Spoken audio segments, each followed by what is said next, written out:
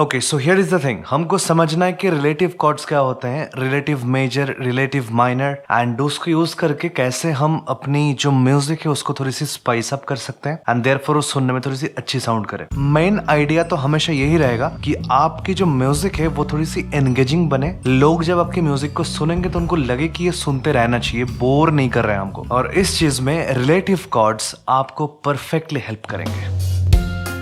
अगर आपने नोटिस नहीं किया हो तो मैं हफ्ते में आजकल 2 वीडियोस ला रहा हूं, जिसमें से एक वीकडे में रहती है, एक वीकेंड में रहती है। तो चैनल को सब्सक्राइब कर लीजिए एंड साथ ही साथ बेल आइकन को प्रेस कर दीजिए इन सारे वीडियोस की नोटिफिकेशन, ताकि आप तक पहुंच जाए। हम स्टार्ट करेंगे एक एग्जाम्पल के साथ, फिर हम इसकी फॉर्मूला को समझने की कोशिश करेंगे। मैं आपको गाना बताता हूं, लेट्स से ये वाला गाना।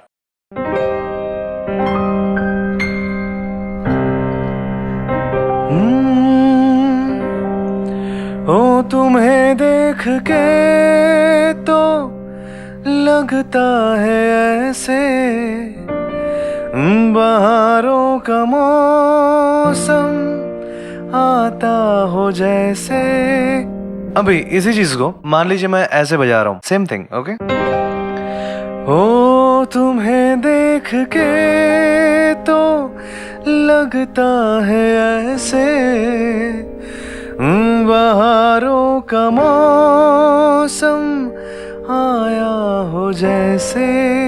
तो इसमें अगर आप देखेंगे पहले वाले में हमने सेम कॉर्ड रखा था, मतलब तुम्हें देख के जो ना ना ना ना ना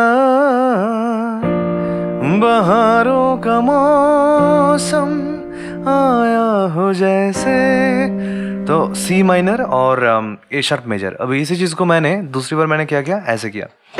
हो तुम्हें देख के जो चेंज हुआ यहाँ पे, ना ना ना ना ना ना बहारों का मौसम, वापस से चेंज हुआ, है ना, बहारों का मौसम और बहारों का मौसम।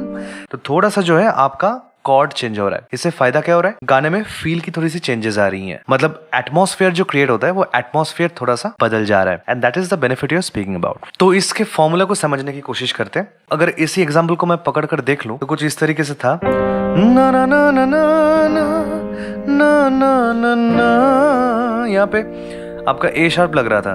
बहारों का मौसम मैं यही रख सकता था, पर मैंने क्या किया, बहारों का मौसम मैंने ए शार्प मेजर की जगह या बी फ्लैट मेजर की जगह मैंने जी माइनर लगा दिया। तो इसमें देखो ये जो जी माइनर आपका कॉर्ड है ये ए शार्प मेजर का रिलेटिव माइनर है, ठीक है। कैसे निकलता है रिलेटिव माइनर, किसी भी एक मेजर कॉर्ड का अगर मैं ए शार्प मेजर ले लूं जो कि ए शार्प, डी और एफ है, इस गाने में बजाते वक्त मैं इसको एफ, ए शार्प और डी पकड़ रहा था। इसको इन्वर्जन चेंज कहते हैं। इन्वर्जन चेंज का मतलब होता है कि कॉर्ड में जो नोट्स लगते हैं आप उनको एग्जैक्टली जिस तरीके से बुक में लिखा हो रहा है वैसे ना पकड़ के आप उसका जो है किसी को ऑक्टेव ऊपर नीचे करके पकड़ रहे हो। इन्वर्जन के ऊपर मेरी पूरी की पूरी वीडियो बनाई हुई है, अगर आपने उस वीडियो को नहीं देखा है तो आपको वो राइट टॉप कॉर्नर में आपकी स्क्रीन की उसकी नोटिफिकेशन आ रही होगी, आप उस पर क्लिक करके उस वीडियो को देख सकते हैं। एनीवेज, तो उसके बाद आप देखिए तो मेरा जो ए शार्प मेजर कॉर्ड है, मैं उसका 5th नोट को, मतलब 1 3 5 होता है राइट, तो उसका जो 5th नोट है हम उसको चेंज करके 6th नोट उस स्केल का जो होना चाहिए हम उसको पकड़ रहे हैं, यानी कि जी।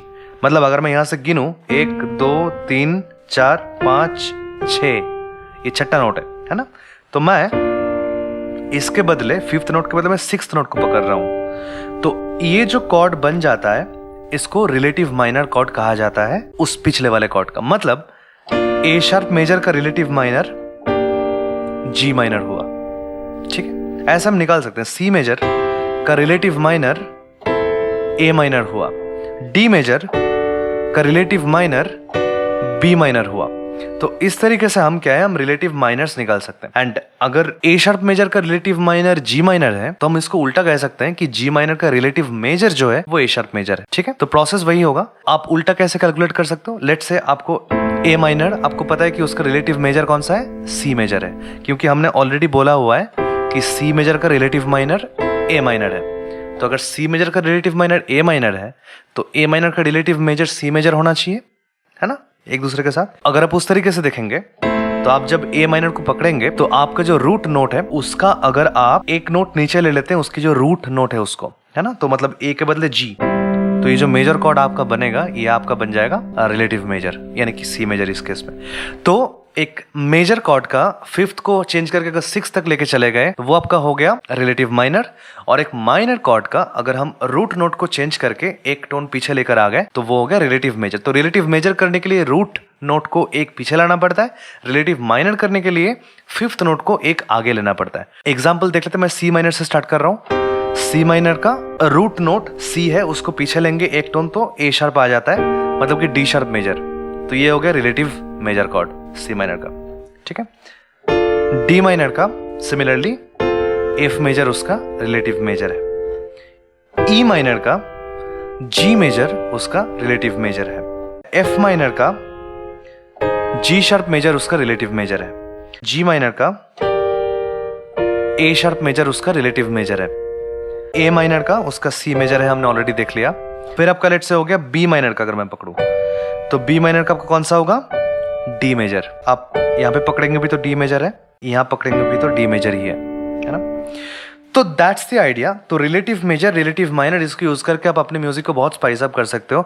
एक एग्जांपल मैंने ऑलरेडी बोला हमें और जीने की, और भी एग्जांपल हो सकते हैं। जैसे मान लीजिए अपने जो नेशनल एंथम है, माफ कीजिएगा खड़े होकर गाना चाहिए, बट मैं आपको दिखाने के लिए मैं बैठे कर रहा हूँ। मैं पूरा गाना नहीं गाऊंगा, I don't want to sing it like a national anthem. मैं बस जनगण गाने को गा रहा हूँ, नेशनल एंथम को नहीं। जन गण मन अधिनायक जय है भा। तो आप ये पूरा जो टाइम है इसमें सी मेजर पकड़ के बैठे रह सकते हैं क्योंकि वही है, या फिर आप इसका रिलेटिव माइनर में इसको चेंज कर सकते हैं। जैसे जन गण मन अधिनायक, देखो फील चेंज हो गई ना।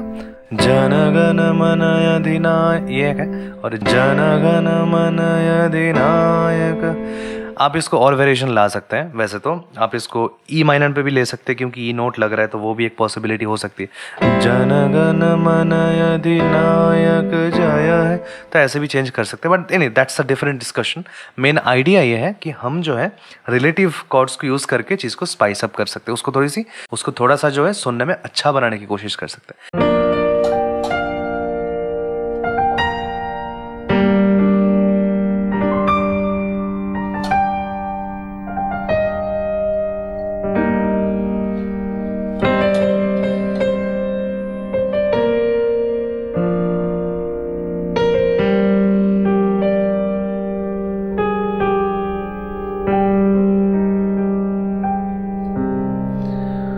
एक एग्जाम्पल था बहुत सिंपल सा, रिलेटिव कॉर्ड्स को यूज करके मैंने सी माइनर का रिलेटिव मेजर के तौर पे डी शार्प मेजर को यूज किया। मैंने ए शार्प मेजर का रिलेटिव माइनर के तौर पे मैंने जी माइनर को यूज किया। तो ऐसे चेंज कर करके मैंने एक छोटी सी चीज बजा दी आपके लिए।